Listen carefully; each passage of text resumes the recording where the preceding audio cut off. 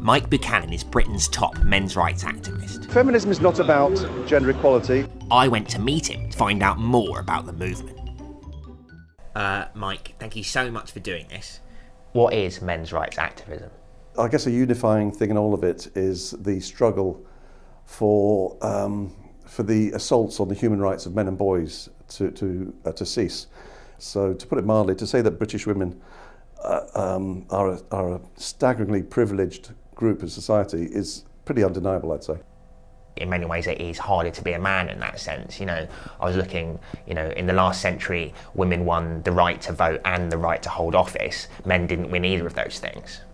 So what different legal rights do women have to men? God, there's so many. If I want to engage with a feminist, I'll ask them to give me examples of where I have rights that she doesn't. And of course they can never come up with one.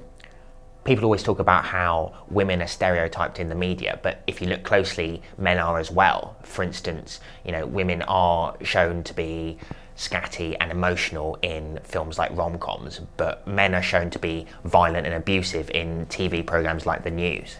But even in rom-coms, these days, for the last 20 years, women have been smart, sassy, and the men have been blithering idiots. Men's life expectancy is worse than women's, and it's not getting any better.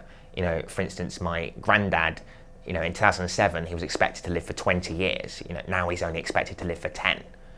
Why is male life expectancy so much worse than women's? So it's like every area, support for victims of domestic violence. The feminists have ensured since about 1971 or 72 that all funding will go to women's shelters. Men are expected to be strong and tough all the time. For instance, John Terry cut his penis while he was playing football and he carried on. So he was bleeding from his groin and he carried on. Like, you wouldn't expect a woman to do that. No. Mike had made it clear that being a man was harder than being a woman.